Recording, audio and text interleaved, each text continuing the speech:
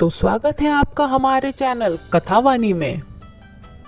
बहुत समय पहले की बात है। एक छोटे से गांव में सत्यवान नाम का एक किसान अपनी पत्नी के साथ रहता था। सत्यवान अपनी सच्चाई, मेहनत और धर्मप्रियता के लिए जाना जाता था। सावित्री भी उतनी ही धर्मपरायण और अपने पति की सुख शांति के लिए हर प्रयास करने वाली स्त्री थी। उनका जीवन सरल और खुशहाल था, लेकिन भगवान ने उनके भाग्य में कुछ और ही लिखा था। एक दिन सत्यवान ने खेत में काम करते हुए आकाश की ओर देखा और सोचा, यह चंद्रमा कितना शांत और सुंदर है। क्या यह हमारी तरह दुख तकलीफ झेलता होगा? उस रात जब सत्यवान ने अपनी मन की बात सावित्री के सामने रखी तो उसने कहा, चंद्रदेव से प्रार्थना करो, वह अवश्य ही तुम्हारी शंका का समाधान करेंगे। कुछ दिनों बाद पूर्णिमा की रात थी। सत्यवान और उसकी पत्नी सावित्री ने पूरे विधि विधान से चंद्रदेव की पूजा की। उनकी सच्ची भक्ति से प्रसन्न होकर चंद्रदेव प्रकट हुए।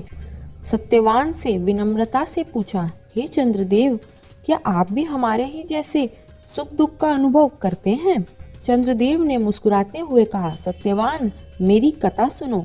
एक समय जब मैं अपने तेज और सुंदरता के कारण बहुत घमंडी हो गया था, मैंने अपनी रोशनी का दुरुपयोग करते हुए धरती की कई प्राणियों को परेशान किया। इससे क्रोधित होकर देवताओं ने मुझे श्राप दिया कि हर महीने अमावस्या के दिन अपनी संपूर्ण चमक खो दूंगा। तभी से मैं हर महीने धीरे धीरे अपनी चमक खो देता हूँ और पूर्णिमा के दिन पुनः प्रकट होता हूँ। चंद्रदेव ने आगे कहा, ये श्राप मुझे सिखाने के लिए था कि जीवन में संतुलन और सत्य कितना महत्व है।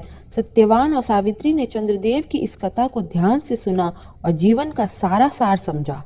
चंद्रदेव ने जाते जाते कहा, सत्यवान, तुम्हारी सच्चाई और मेहनत से मैं प्रसन्न हूँ, लेकिन अब तुम्हारी परीक्षा होगी।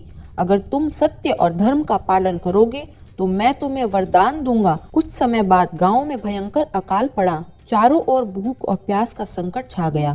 सत्यवान के पास भी बहुत कम अनाज बचा था।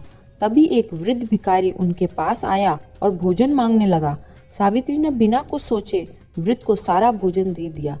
सत्यवान चिंतित हो उठा, हमारे पास कुछ भी नहीं बचा, अब हम क्या खाएंगे? सावित्री ने मुस्कुराते हुए कहा, धर्म से बड़ा कुछ नहीं, भगवान हमारी रक्षा करेंगे। और सचमुच अगले ही दिन उसके खेत में चमत्कार हुआ। वहां फसल लहरा उठी जो अकाल में भी सुरक्षित थी। सत्यवान और सावित्री समझ गए कि ये चंद्रदेव का ही आशीर्वाद है। पूर्णिमा की अगली रात चंद्रदेव फिर प्रकट हुए। मैं तुमसे प्रसन्न हूँ। मैं तुम्हें आशीर्वाद देता हूँ कि तुम्हारे घर हमेशा सुख समृद्धि से भरा रहेगा। उन्होंने कहा, सत्यवान और सावित्री, तुम दोनों ने सत्य और धर्म का पालन किया। चंद्रदेव ने ये भी कहा, जो कोई पूर्णिमा का व्रत करेगा और ये कथा सुनेगा, उसके जीवन में हर संकट दूर होंगे। उसे सत्य, संयम और धर्म का मार्ग मिलेगा। चंद्रदेव की यह कथा हमें यह सिखाती है कि सत्य और धर्म का पालन जीवन में सबसे महत्वपूर्ण है। चाहे कितनी भी कठिनाइयां क्यों न आए, अगर हम अपने कर्तव्यों को ईमानदारी से पूरा करते हैं तो भगवान हमारा साथ अवश्य ही देंगे। पूर्णिमा का व्रत और चंद्रदेव की पूजा भी हमें ये सिखाती है कि जीवन में संतुलन बनाए रखना और सच्चाई का पालन करना ही असली धर्म है। इस दिन किया गया व्रत और दान कई गुना फल देता है और सभी मनोकामनाएं पूर्ण करता है। जो करे कथा यह पवित्र, सत्य धर्म का करे आदर, चंद्रदेव का जो करे पूजन, जीवन में पाए सुख सागर। ऐसी ही और कहानियाँ सुनने के लिए हमारे चैनल कथावानी को शेयर करें, सब्सक्राइब करें और बेल आइकन को प्रेस करना ना भूलें ताकि सबसे पहले हमारी कहानियाँ पहुँचे आप तक। धन्यवाद।